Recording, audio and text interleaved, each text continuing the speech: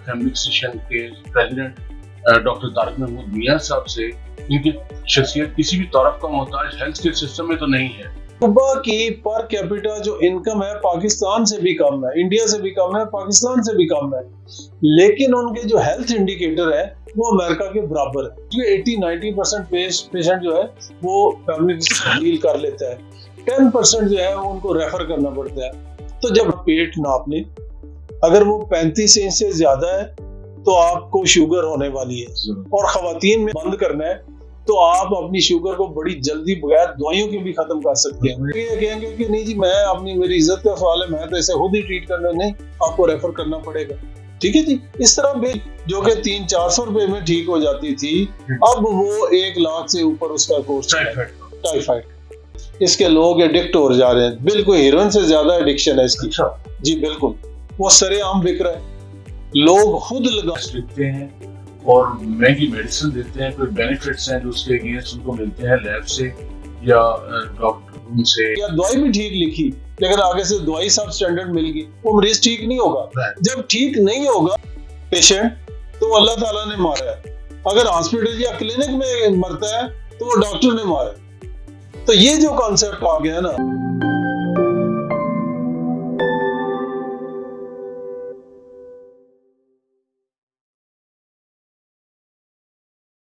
बिस्मिल्लाहिर्रहमानिर्रहीम, अस्सलाम वालेकुम। बेहतर इलाज के प्लेटफॉर्म से मैं हूँ हारून रशीद।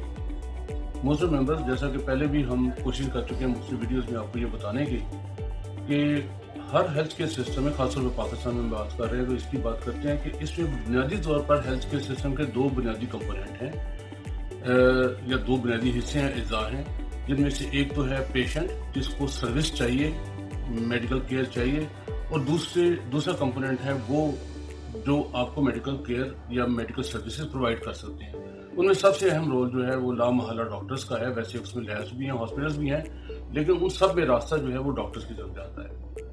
अब दूसरी बात जो हमने आपको बतानी थी और बताई है पहले भी, कि सबसे कलीदी रोल किसी भी हेल्थ केयर सिस्टम में फैमिली फिजिशियन का है, जिसको आप जनरल फिजिशियन भी कह सकते हैं, जिसको आप अपने महल्ले का डॉक्टर भी कह सकते हैं, कुछ भी कह सकते हैं, लेकिन ये है वो असल मौलिज जो आपकी रहनुमाई और आपकी सेहत के लिए वहां बैठे हुए हैं। अच्छा, अब इसमें दूसरी बात जो मैं बताना चाह रहा हूँ नाज़रीन, वो ये है कि हमारी आमतौर पर ये परसेप्शन है, जनरल परसेप्शन है, लोग ये समझते हैं कि जो डॉक्टर है, फैमिली फिजिशियन है, वो MBBS करता है, ग्रेजुएट करने के बाद बाहर आता है, एक क्लिनिक खोलता है और फिर दरादर नोट कमाना शुरू कर देता है।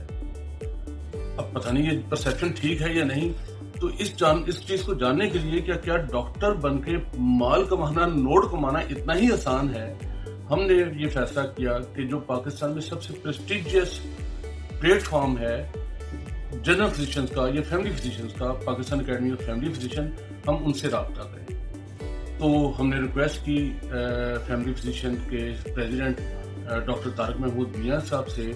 इनकी शख्सियत किसी भी तौर का मोहताज हेल्थ केयर सिस्टम में तो नहीं है। मुमकिन है कि आप में से कुछ लोग ना जानते हो, लेकिन हेल्थ केयर सिस्टम ऊपर से लेकर नीचे तक सब जानता है मियां साहब को, मियां साहब की सर्विसेज को जो हेल्थ केयर सिस्टम के लिए हैं इन जनरल, और इन पर्टिकुलर हैं कि वो जनरल फिजिशियंस को उन चीज़ों से लेस करते रहते हैं जिससे वो जाके लोगों का इलाज कर सकें। तो हम डॉक्टर साहब को सलाम भी कहते हैं, हमने उनसे गुजारिश की और ये उनकी मेहरबानी शफकत है। हमेशा की तरह हमें एक्सपेक्टेशन थी हमारी कि हमें जल्दी टाइम मिल जाएगा, सो उन्होंने हमें जल्दी टाइम दिया।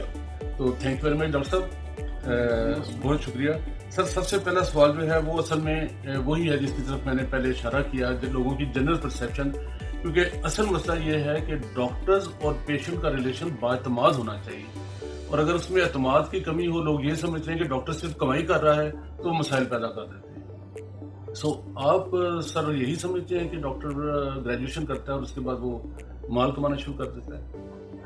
जी बिस्मिल्लाहिर्रहमानिर्रहीम। हारून साहब, आपने बड़ा अच्छा मौजू चुना और आपका प्लेटफॉर्म जो है लोगों की बेहतरीन रहनुमाई करेगा।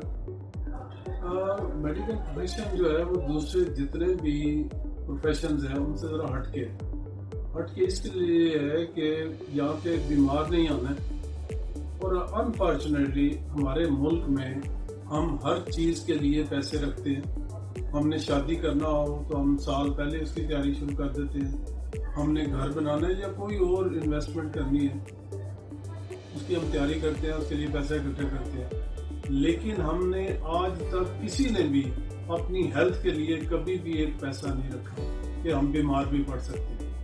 اور اگر انسان ہیلدی نہیں ہے تو یہ اس کے اوپر جو بیت رہی ہوتی ہے وہ وہی مریض بتا سکتا ہے کہ وہ کس ایگنی سے گزر رہا ہوتا ہے۔ تو اس سلسلے میں جب بھی وہ کوئی بیمار پڑتا ہے تو اس کا جتنا اس کے اوپر خرچہ ہوتا ہے وہ سمجھتا ہے میرا یہ ضائع جا رہا ہے۔ کیونکہ میں بازار گیا، میں کپڑے خریدے تو میں واپسی پہ کچھ شاپر اٹھائے ہوں گے اور میں سمجھوں گا کہ میں نے اپنے پیسوں کے عوض کوئی چیز خریدی ہے، لیکن صحت کو چونکہ ہم اہمیت نہیں دیتے، اس لیے جب ہم ڈاکٹر کے پاس سے ہو کے آتے ہیں تو سمجھتے ہیں کہ ہم تو کوئی جرمانہ ادا کر کے آ رہے ہیں، تو اس لیے۔ دوسرا جو آپ نے کہا کہ ڈاکٹر بن کے شاید پیسہ کمانا، تو میں یہ آنیسٹلی آپ کو بتاؤں کہ پاکستان میں یا باہر کے ملکوں میں جتنے بھی پروفیشن ہیں اس میں بہت جلدی لوگ پیسہ کمانا شروع کرتے ہیں، اور ڈاکٹری کی نسبت، میڈیکل پروفیشن کی نسبت بہت زیادہ پیسہ کما رہے ہوتے ہیں۔ ہمیں اس پروفیشن میں جو ایک ہی سیٹسفیکشن ہے وہ یہ ہے کہ ہم کسی ایسے بندے کے جو کہ انتہائی لاغر تھا، اس کو بہت تکلیف ہو رہی تھی اور ہم نے اس کی تکلیف اللہ تعالیٰ نے رفع کر دی ہوتی، ہم اس کا موجب بن گئے، ایک سبب بن گئے، تو اس لیے اس وقت جو راحت، جو خوشی ہمیں نصیب ہوتی ہے کہ جو بندہ ایک راحت آ رہا ہوتا ہے، یا اگر اس کا میڈیکل کے ایسے شعبے کہ اس کا اگر وہ آپریشن یا کوئی ایسی چیز نہ کی جاتی اس کی جان جا سکتی تھی اور آپ کی ایفرٹ نے اس کو بچا لیا، تو میں یہ سمجھتا ہوں یہ پیسے کے ایکویولنٹ نہیں ہے۔ یہ خوشی جو ہے یہ کبھی بھی پیسے کا نعم البدل نہیں ہو سکتی۔ اچھا، اب آگے جا کے چلیں کہ میں ایک چیز کہوں گا، ہم نے پچھلے دنوں ایک اسٹڈی کی تو پتہ یہ چلا کہ ویسے تو عام طور پہ یہ ہے کہ جو ملک زیادہ صحت کے اوپر پیسے خرچ کرتے ہیں ان کا ہیلتھ سٹیٹس جو ہوتا ہے وہ بہتر ہوتا ہے۔ جیسے امریکہ میں پر کیپٹا انکم بہت زیادہ ہے تو وہ ہیلتھ کے اوپر بہت زیادہ خرچ کرتے ہیں، تو لہٰذا ان کا صحت کا جو معیار ہے، ان کی جو میٹرنل مورٹیلٹی ریٹ ہے، جو چائلڈ مورٹیلٹی ریٹ ہے، انفنٹ مورٹیلٹی ریٹ ہے، یا باقی بیماریوں میں ان کے جو اسٹیٹسٹکس ہیں وہ بہت بہتر ہے۔ لیکن انفارچونیٹلی ہمارے اسٹیٹسٹکس بہت خراب ہے۔ ہمارے یہاں ماں اور بچے کی اموات بہت زیادہ ہے، ہمارے یہاں باقی چھوٹی چھوٹی بیماریوں کی وجہ سے اموات ہو جاتی ہیں اس لیے کہ لوگ پراپر علاج نہیں کرتے۔ لیکن اس میں جو پوائنٹ سمجھنے والا ہے کہ دنیا کا ایک ایسا ملک ہے، اس کو کیوبا کہتے ہیں۔ کیوبا کی پر کیپٹا جو انکم ہے پاکستان سے بھی کم ہے، انڈیا سے بھی کم ہے، پاکستان سے بھی کم ہے، لیکن ان کے جو ہیلتھ انڈیکیٹر ہیں وہ امریکہ کے برابر ہے۔ تو دیکھا گیا کہ یہ کیا وجہ ہے، کیوں مطلب ایک لو انکم ملک لیکن اس کے اسٹیٹسٹک جو ہے وہ امریکہ کے برابر ہے۔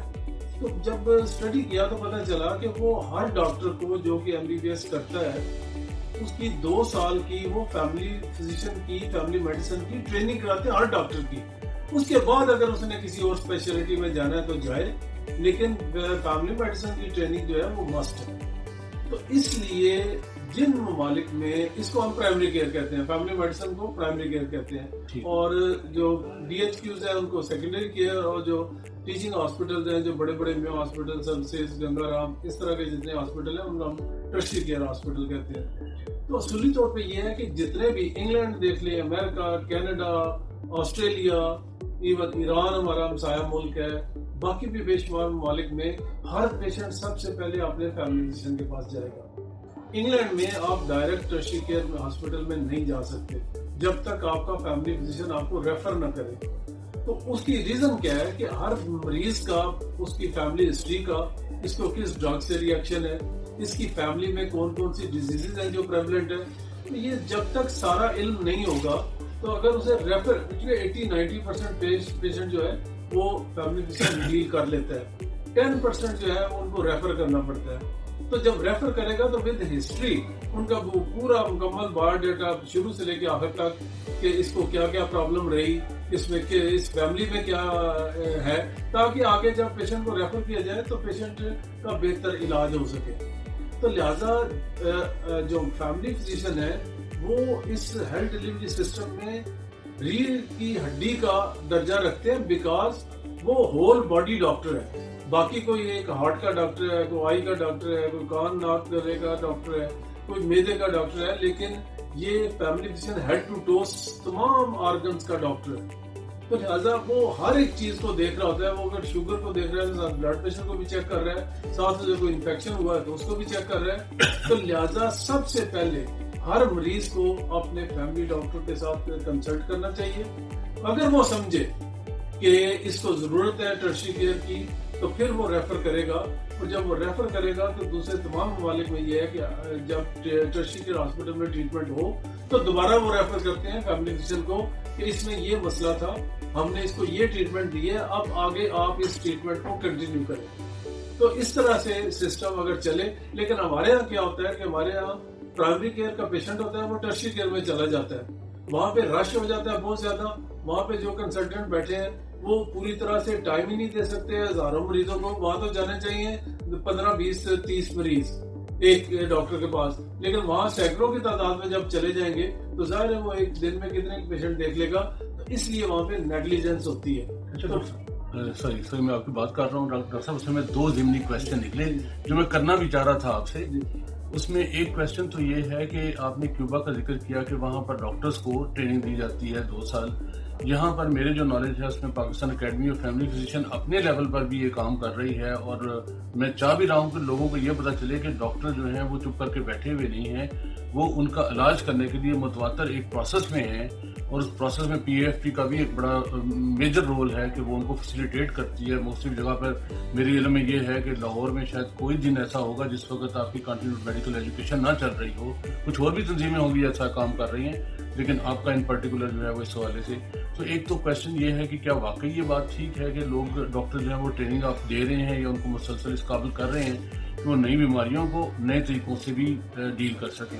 अरुण साहब, मेडिकल नॉलेज ये जितना पिछले चंद सालों में जितना एडवांस हुआ है और जितनी इसमें रिसर्च हुई है, जितनी इसमें चेंजेस आई हैं, ये शायद ही किसी और प्रोफेशन में आई है। जी। अब ये है कि एक डॉक्टर जिसने 20, 30, 40 साल 50 साल पहले की ग्रेजुएशन की हुई है, ये असूली तौर पे तो गवर्नमेंट की जिम्मेदारी बनती थी कि वो डॉक्टर्स की ट्रेनिंग करता, उनके रिफ्रेशर कोर्सेज कराता, लेकिन हमारे यहाँ तो कोई ऐसा अदारा है ही नहीं। तो उससे क्या होगा कि अगर कोई ऐसा डॉक्टर जिसको काफ़ी अर्सा हो गया है उसने डॉक्टर बने हुए, तो वो आगे फर्दर ट्रेनिंग नहीं ले रहा, आगे फर्दर जो रिसर्च हो रही है उसका उसे पता नहीं है, तो वो जो लेटेस्ट ट्रीटमेंट है उससे नाशना होगा।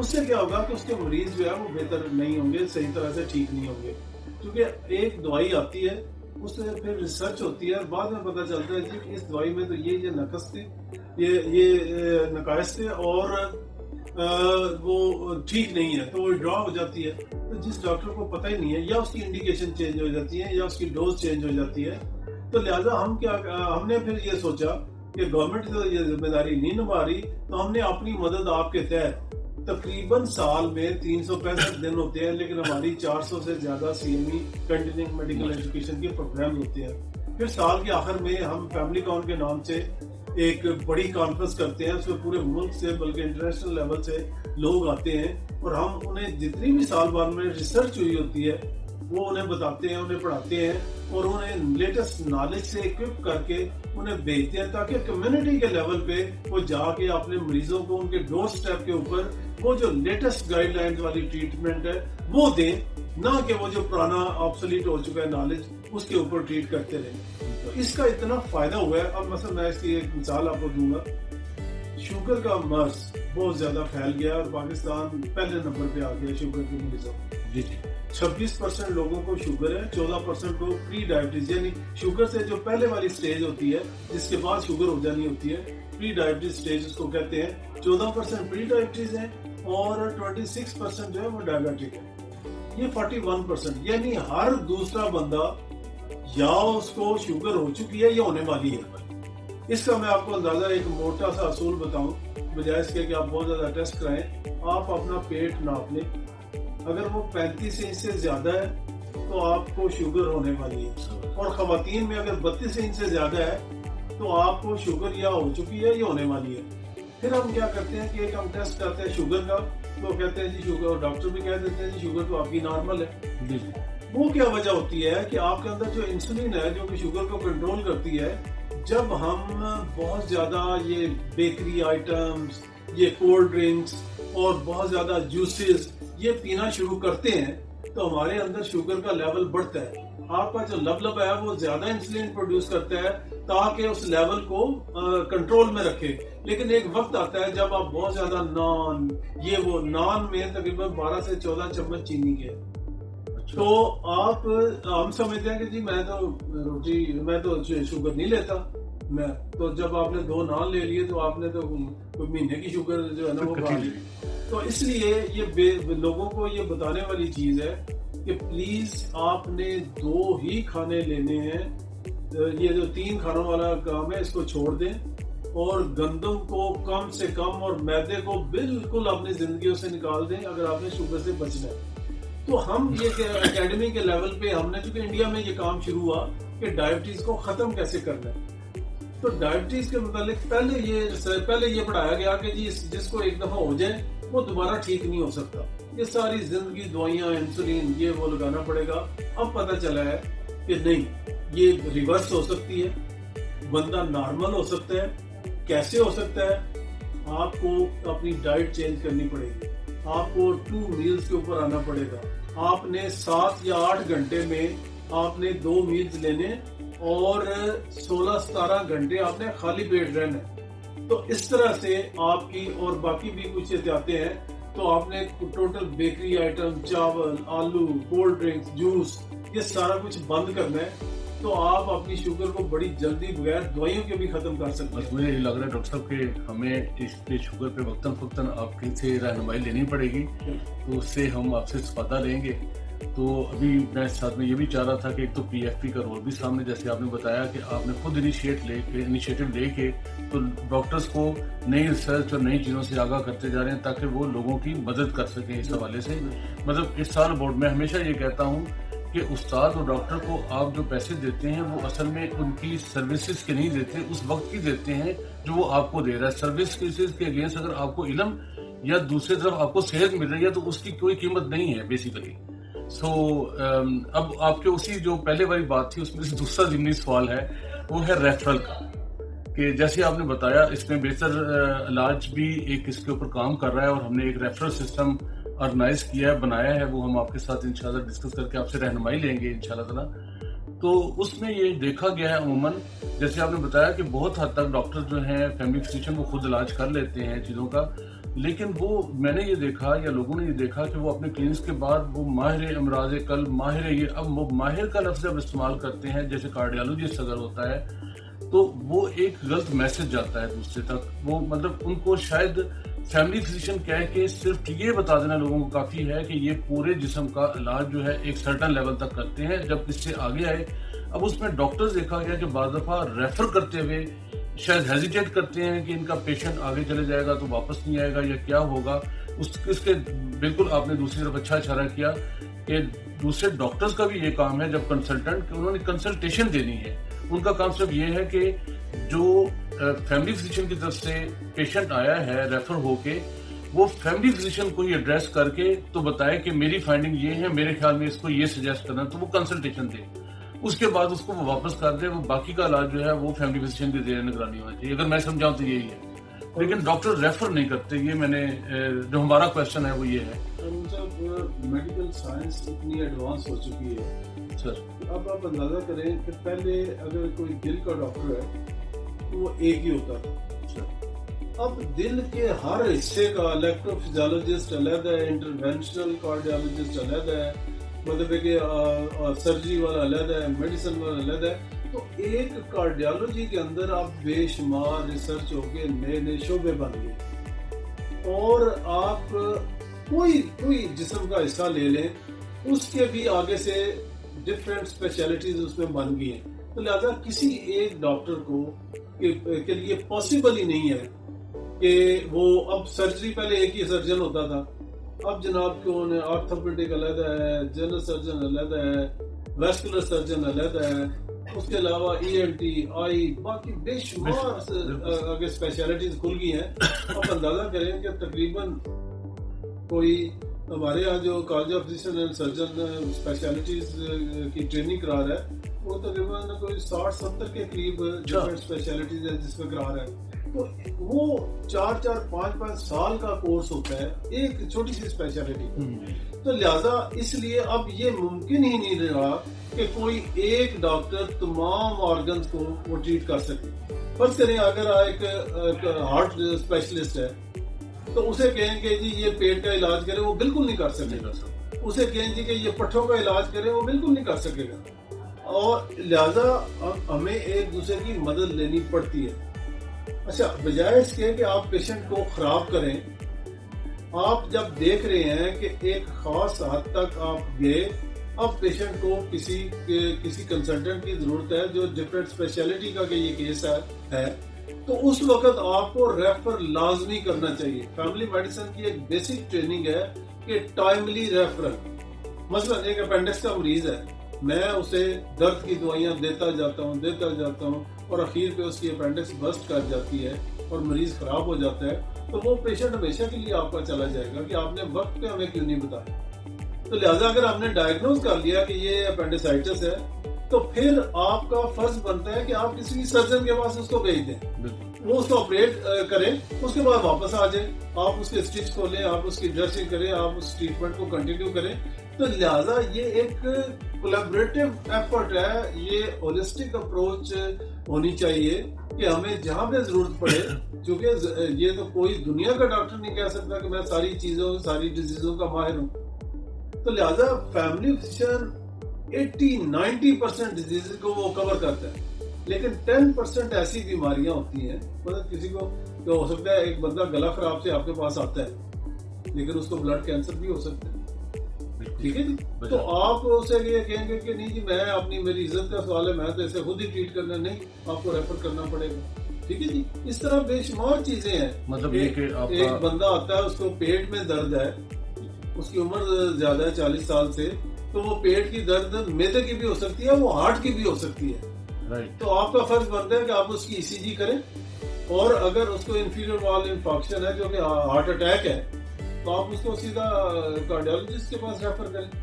وہ جب اس کا ٹریٹمنٹ کرے گا, اس کو اسٹنٹ ڈالے گا یا جو بھی اس نے کرنا ہے وہ کر کے دوبارہ آپ کے پاس ریفر کرے گا کہ ڈاکٹر صاحب آپ اس کو ان لائنز کے اوپر آپ اس کی ٹریٹمنٹ کنٹینیو کریں اور اس کی یہ چیزیں آپ چیک کرتے ہیں. اس کا مطلب یہ ہے کہ سر صحیح پریکٹس یہ ہے کہ حد الامکان ڈاکٹر جو ہیں فیملی فزیشینز وہ جہاں تک تو ان کی ڈومین ہے وہاں پر کریں, لیکن جیسے ان کو فیل ہوں کہ یہاں پہ ان کو کسی آگے کی ضرورت ہے تو اس میں دیر نہ کریں, اس کو ریفر کرنا چاہیے. یہ ہر ڈاکٹر کا ذمہ ہے. مثلا فرض کریں ایک بندہ ہے وہ معدے کا جگر کا ڈاکٹر ہے, تو اس کے پاس ایک پیشنٹ گیا جی کہ میرے معدے میں درد ہو رہی ہے, تو وہ دیکھتا ہے کہتا ہے کہ یار یہ معدے کی درد نہیں ہے تو دل کی درد ہے, تو وہ بھی ریفر کرے گا کارڈیولوجسٹ کے پاس. بالکل ٹھیک. لہٰذا اس طرح مطلب ہے کہ یہ ہر اسپیشلٹی کے چاہے کسی کا بھی وہ ڈاکٹر ہو, اگر اس کی اپنا کیس ہے تو وہ کرے گا ٹریٹ, اگر نہیں ہے تو دوسرے ڈاکٹر کے پاس بھیجے گا. ان باتوں سے سر ایک ضمنی کوشچن تو نہیں ہے, یہ بڑا سیریس کوشچن ہے, وہ ہے عطائیت یا جسے کویکری کہتے ہیں. تو کہ آپ کی ڈومین نہیں ہے, جو کام آپ کو نہیں سکھایا گیا یا آپ نے نہیں سیکھا آپ وہ کریں, میرا خیال ہے یہ عطائیت ہے کہ آپ نے سب سنی سنائی باتوں پہ کر لیا. تو اس میں عطائیت کے خلاف مجھے پتا ہے کہ ڈاکٹرز ایک جہاد کر رہے ہیں, کیونکہ اس سے یہ مسئلہ نہیں ہے کہ ڈاکٹرز کو کوئی ادروائز پریشانی ہے, لیکن اس سے پیشنٹ کی جو حالت بگڑ کے آتی ہے وہ ہمارے بھی سامنے بعض دفعہ آئی ہے. اور میں اپنے بھی ممبرس کو کہوں گا کہ وہ کوشش کریں کہ دیکھیں کہ کون ہے جو ڈاکٹر. اب تو جیسے پاکستان کی پنجاب میں ہیلتھ کیئر کمیشن ہے, انہوں نے لائسنس دیا ہوا ہے ان کو کہ یہ پریکٹیشنرز ہیں, PMDC ہے, تو وہ جہاں پر ان کو مشکل ہو وہ چیک کریں, اور جہاں پر ان کو نہیں سمجھ آ رہی تو وہ یا بہتر علاج سے رابطہ کریں یا کسی آرگنائزیشن سے رابطہ کریں کہ یہ ڈاکٹر ہے, مجھے نہیں سمجھ آ رہی کہ یہ ڈاکٹر ہے یا نہیں ہے. تو لیکن اس کے اوپر میں آپ کا رائے سننا چاہتا ہوں, اور خاص طور پر اگر ڈاکٹر دوسرے کی ڈومین میں جا کے بات کرتے ہیں تو اس کے حوالے سے. اور کیا کوئی ڈاکٹر کا سوری معذرت کے ساتھ کیا کوئی ڈاکٹرز کا کوئی ایسا رول تو نہیں ہے کہ ان کے ڈسپینسر ٹرینڈ ہو کے جو جا کے کھول لیتے ہیں اپنی کلینکس کھول لیتے ہیں؟ اصل میں ان کا اس طرح ہے کہ ہم نے کویکری کے اوپر نا بہت کام کیا.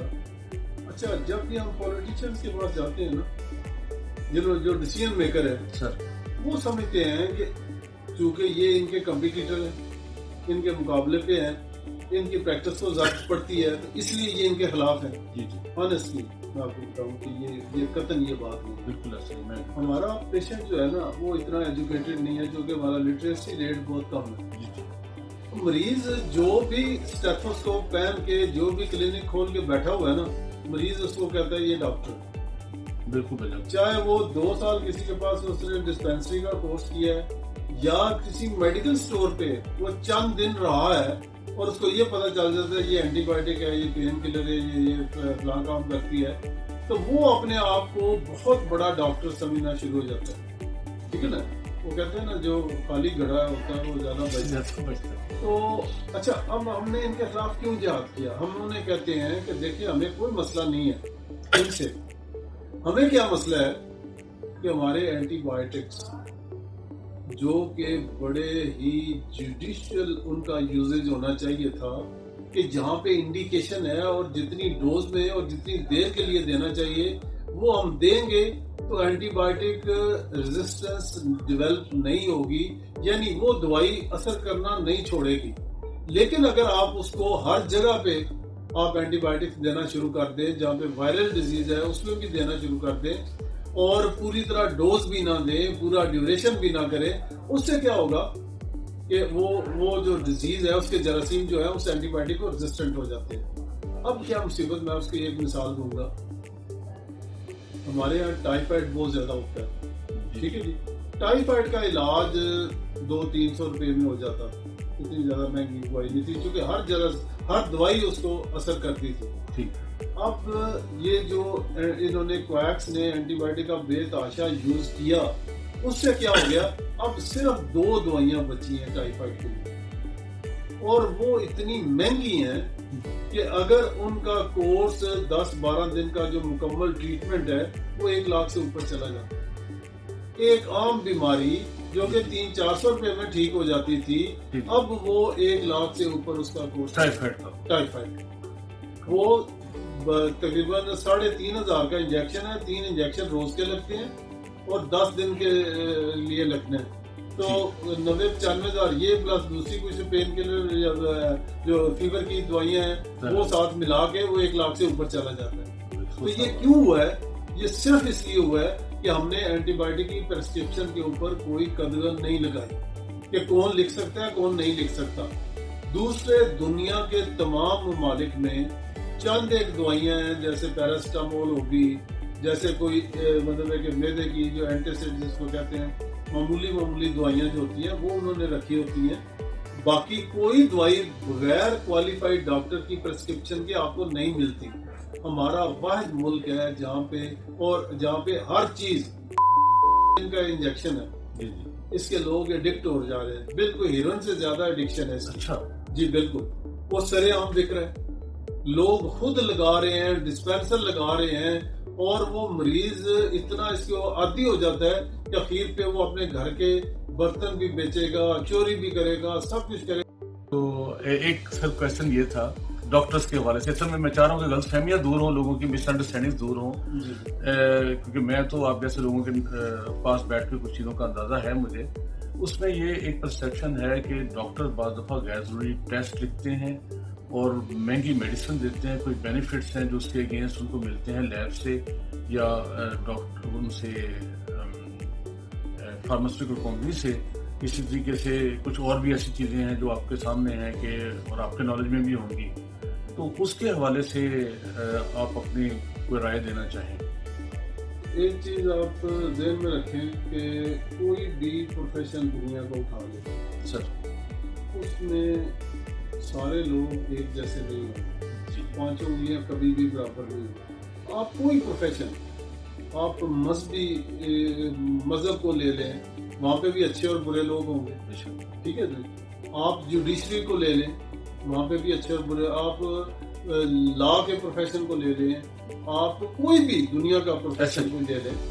آپ مستری کے پاس جائیں، اچھے برے لوگوں سے خالی کوئی. آپ کا ٹی وی یا کوئی چیز خراب ہو گئی ہے، ہو سکتا ہے اس کا ایک چھوٹا سا فیوز جو کہ چند روپے کا ہو وہ لگنا ہو، اور وہ کہے کہ جی آپ کا تو سارا سرکٹ اس کا شارٹ ہو گیا ہے، آپ یہ چھوڑ جائیں، میں کل تک ٹھیک کروں گا اور اتنے 1000 روپے لگیں گے. ٹھیک ہے جی. بالکل ایسا. تو لہٰذا ہر فیلڈ کیونکہ اگر آپ دیانتداری جو ہوتی ہے نا صرف تب آتی ہے جب آپ کو اللہ کا خوف ہو اور جواب دہی کا احساس ہو کہ میں یہ جو کام کر رہا ہوں کل کو مجھے اس کا جواب دہ ہونا پڑے گا. بالکل ٹھیک ہے جی. پھر تو بندہ رہے گا رائے راست، ورنہ 2 نمبری کرنے کے لیے کوئی بھی پروفیشن ایسا نہیں کہ جس میں نہ ہو سکے. تو اب میں آپ کو آتا ہوں جو میڈیکل پروفیشن پہ. آپ اندازہ کریں کہ جتنے ٹیسٹ ہم ایڈوائز کرتے ہیں امریکہ میں اس سے 1000 گنا زیادہ ٹیسٹ ہوتے ہیں. اچھا. وہاں پہ جتنی دیر تک پن پوائنٹ نہیں ہو جائے گا اس کو یہ بیماری ہے، یہ جراثیم ہے، اس کے اوپر یہ دوائی اثر کرے گی، وہ میڈیسن دیتے ہی نہیں. ٹھیک ہے جی. ہم اگر وہ طریقہ اگر ہم مطلب ہیڈیک ہے نا تو ہم تو بندہ آیا اس کو پین کلر دیا، اس کا بی پی شی پی چیک کر لیا، اس کا کوئی ٹیسٹ نہیں کروایا، اس کو پین کلر دے دیا. امریکہ انگلینڈ میں اس کا جب تک ڈائگنوز نہیں ہو جائے گا، سی ٹی اسکین نہیں ہو جائے گا، اس کے ایچ اینڈ ایوری ٹیسٹ نہیں ہو جائیں گے کہ یہ کس وجہ سے ہیڈیک ہوئی ہے تو وہ علاج نہیں کریں گے. اچھا اب وہاں پہ بھی وہ تنگ پڑ گئے ہیں، صرف ان کی لیگل ریکوائرمنٹس اتنی ہیں کہ کسی کو ہیڈیک والے کو آپ نے دوائی دے دی، بعد میں اس کا کوئی ٹیومر نکل آیا تو آپ کو ساری عمر کے لیے نا وہ ان کے نا وہ جرمانے ادا کرنے پڑیں گے. تو لہٰذا وہاں پہ لیگل بائنڈنگ کی وجہ، لیکن اب وہ لوگ بھی تنگ آ چکے ہیں کہ یار اس ٹیسٹوں کو کٹ ڈاؤن کیا جائے جو بہت ضروری ہیں، لیکن یہ ہے کہ پھر آپ کو لیگلی پروٹیکشن ملے گی. اب ہمارے یہاں کیا ہے، ہمارے یہاں دوائیاں ایک ملٹی نیشنل کمپنی ہیں، کچھ نیشنل کمپنیاں جو بڑی اچھی ہیں، اور ان کی تمام کی دوائیوں میں قیمتوں میں فرق ہے. فرق کیوں ہے کہ را مٹیریل جس سے دوائی بنتی ہے ایک یورپین سورس کا ہے جو A کلاس را مٹیریل ہے، ایک انڈیا اور چائنا کا ہے جو کہ C کلاس ہے. دوائی دونوں سے وہی بن رہی ہے، اس کی قیمت میں اور اس کی قیمت میں زمین آسمان کا فرق ہے. بندہ کہتا ہے کہ جی میڈیکل اسٹور پہ جاتا ہے، وہ دوائی ہم نے کچھ لکھی ہوتی ہے، وہ جس میں اس کو زیادہ پروفٹ ہوتا ہے جو کہ سب سٹینڈرڈ دوائی ہے وہ دے دیتا ہے اس کو. ہمارا کیا کنسرن ہوتا ہے کہ یار ہم نے مریض کو اچھی دوائی لکھ کے دینی ہے تاکہ اس کو آرام آئے. مثلا میں ایک ڈائگنوز میں نے ٹھیک کر لیا، سب کچھ ٹھیک کر لیا، دوائی بھی ٹھیک لکھی، لیکن آگے سے دوائی سب سٹینڈرڈ مل گئی، وہ مریض ٹھیک نہیں ہوگا. جب ٹھیک نہیں ہوگا تو الزام ڈاکٹر کے اوپر آئے گا. کوئی بندہ یہ نہیں کہے گا کہ دوائی خراب تھی، ڈاکٹر نے تو ٹھیک ڈائگنوز کیا. بالکل ٹھیک ہے جی. اس لیے ہم نا 2 دھاری تلوار پہ چل رہے ہوتے ہیں. ہم نے مریض کی پاکٹ کو بھی دیکھنا ہے، ہم نے یہ بھی دیکھنا ہے کہ یار اگر اس کا یہ ٹیسٹ نہ کروایا تو کہیں اس کا وہ مسئلہ خراب نہ ہو جائے. اور پھر جب مریض خراب ہوتا ہے لوگ کہتے ہیں لو جی ڈاکٹر صاحب آپ نے پہلے کہتے ہیں ٹیسٹ رہنے لو جی نہ کروائے، بعد میں کہتے ہیں لو جی ٹیسٹ کروا لینا چاہیے تھا آپ کو، یہ آپ کا ذمہ بنتا. لہٰذا وہ دونوں طرف سے نا ہم پھنسے ہوتے ہیں. لہٰذا کوشش کرتے ہیں، مریض کو کہتے ہیں کہ یار یہ ٹیسٹ بڑا ضروری ہے یہ کروا لیں. لیکن جو لوگ جان بوجھ کے صرف کسی کمیشن کی لالچ میں یا کسی اپنی ذاتی مفاد کی لالچ میں مریض کی پاکٹ کے اوپر کٹ لگاتے ہیں، وہ میرا خیال ہے کہ وہ اللہ تعالیٰ کو جواب دہ ہیں. اور اس کا اور یہ میں تو ایک اصول یاد رکھتا ہوں کہ رزق آپ کو اتنا ہی ملنا ہے جتنا آپ کے ذمے ہے. حضرت علی کرم اللہ وجہ کسی کو نماز پڑھنے لگے گھوڑا کسی کو پکڑا کہ یہ پکڑو میں نماز پڑھ کے آتا ہوں، وہ آ کے اس کی جو کاٹھی ہوتی ہے وہ لے گیا بھاگ گیا کہیں. تو انہوں نے سوچا ہوا تھا کہ میں اس کو 1 درہم انعام دوں گا. جب وہ اگلے شہر گئے تو وہی جو ذرا تھی وہ بک رہی تھی، تو انہوں نے دکاندار نے کہا جی ایک بندہ آیا تھا اس نے نا 1 درہم میں اس سے خریدی ہے. اب ملنا اس کو 1 درہم ہی تھا، اس طرح جائز مل جانا تھا، اس طرح ناجائز. تو یہ ہوتا ہے اگر آپ کا کنسپٹ یہ ٹھیک ہو کہ اور دوسری چیز ہے ناجائز پیسہ جو کوئی کمائے گا اس کے بچوں میں اس کو دنیا میں ہی اس کا جواب مل جائے. تو لہٰذا اس کو نا صرف اور صرف اللہ تعالیٰ کو جواب دے کے کانسیپٹ سے اگر انسان پریکٹس کرے گا تو پھر کبھی بھی وہ غلط شاید. اچھا اب ڈاکٹر صاحب سب سے آخر میں ابھی سارے سوال جو تھے وہ ویسے پیشنٹ کے نقطۂ نظر سے یا ان کے جو آپ سروس چاہتے ہیں، ایک چونکہ ہم چاہ رہے ہیں پیشنٹ بھی ٹرینڈ ہو، ساتھ ساتھ آپ نے ماشاءاللہ بڑا اچھے طریقے سے ان کو یہ بتایا کہ ان کو پہلے سب سے فیملی فزیشین کے پاس جانا ہے، اس کے اوپر شک نہیں کرنا، اس کا بھی کھانا یا اس کے گھر کے لوگوں کا خرچہ کریے، اس کا بھی حق ہے کہ اس کو مناسب فیس ادا کی جائے. یہ سب کچھ ہے، آپ نے بہت سی باتیں کلیئر کر دی. اب لامحالہ ڈاکٹرز کو بھی پیشنٹس کے حوالے سے کچھ نہ کچھ مسائل کا سامنا کرنا پڑتا رہتا ہوگا. کوئی مشکلات جو ڈاکٹرز یا پیشنٹس یا ان کے اٹینڈنٹس کے حوالے سے ہوتی ہیں. میں چاہتا ہوں کہ ہمارے جو سامعین ہیں یا ناظرین ہیں ان کو وہ بھی پتہ چلتا رہے تاکہ وہ اپنے بیہیویئرز میں بھی ایسا تبدیلی لائیں. جو ایسا نہیں کر رہے وہ ایسا کرنا شروع کر دیں جیسا ڈاکٹر چاہتے ہیں. دیکھیں جی، اس میں سب سے پہلی جو بات ہے کہ کوئی بھی ڈاکٹر اپنے مریض کا دشمن نہیں. پکی بات، اس کا دشمن بھی آ جائے گا نا تو اس کو زہر کا ٹیکہ نہیں لگائے گا. ٹھیک ہے نا، یہ پکی بات ہے. ججمنٹ غلط ہو جانا، میں سارے نالج کے باوجود میں پرفیکٹ نہیں ہو سکتا. کوئی بھی دنیا کا بندہ پرفیکٹ نہیں ہو سکتا. لہذا ایک مریض آیا، میں اسے پیٹ کی درد سمجھ رہا تھا، وہ ہارٹ اٹیک ہو گیا. ٹھیک ہے نا، یہ بغیر جانے یہ غلطی کی ان کا امکان ہو سکتا ہے، لیکن جان بوجھ کے کوئی بندہ نہیں کرتا. اب کیا ہو گیا کہ یہ پہلے کیا ہوتا تھا کہ جو بھی ایمرجنسی آتی تھی ڈاکٹر اس کو فرسٹ ایڈ دے دیتا. اگر ریفر بھی کرنا پڑتا تھا تو وہ اس کو فرسٹ ایڈ دے دیتا تاکہ کم از کم اگر اس نے ٹرشری کیئر پہ جانا ہے تو رستے میں اس کی موت نہ مر جائے. ٹھیک ہے، اتنا ہو کہ وہ پہنچ سکے.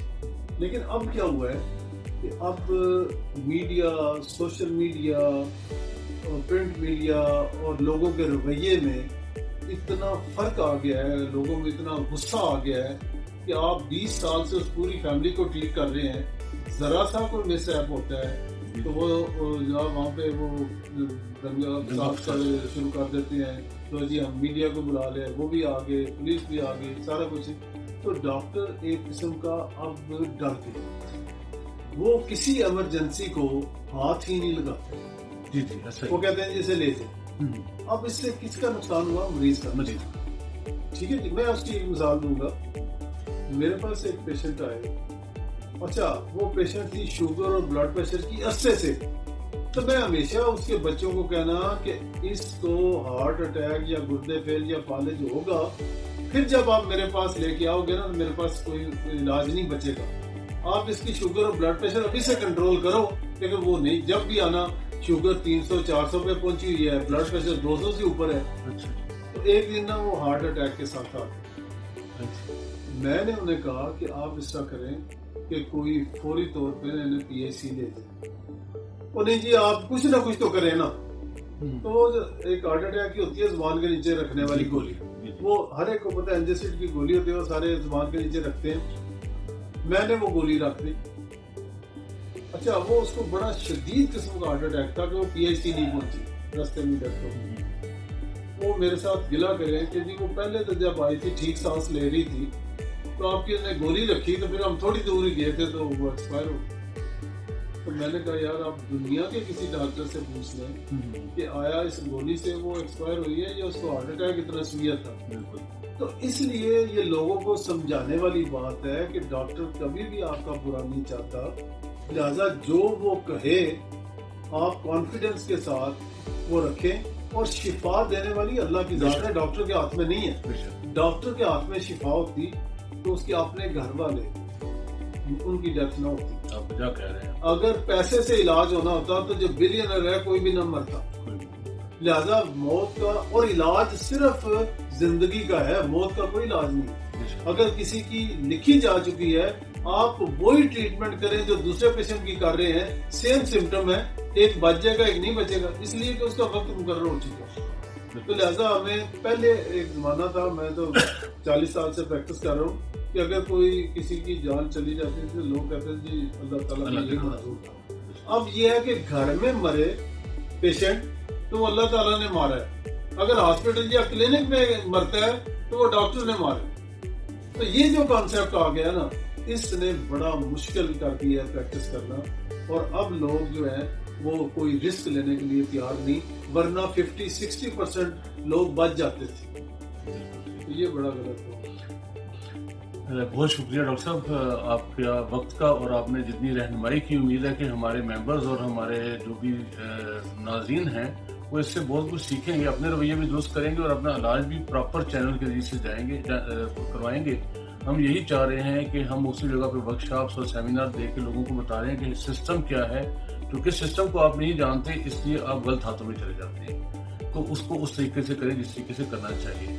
تو آپ کو بہت شکریہ. ہم آپ سے یہ کمٹمنٹ سب کے سامنے لیں گے کہ آپ سے ہم اکثر اوقات وقت لیتے رہیں گے, کیونکہ آپ نے جتنے اچھے طریقے سے گائیڈ کیا ہے چیزوں کو. ابھی تو ہم نے ایک جنرل سے معاملات میں آپ سے بات کی, لیکن آگے چونکہ آپ ایک آپ مختلف بیماریوں کے بارے میں کریں, لوگوں کو اویئرنیس دینی بڑی ضروری ہے کہ کون سی بیماری, اس کا علاج صحیح ہے کس طرح سے. بے شک, بس یہی ہم چاہ رہے ہیں کہ وہ غلط ہاتھوں میں نہ پڑے اور صحیح طریقے سے جائے. بہت شکریہ ڈاکٹر صاحب, تھینک یو.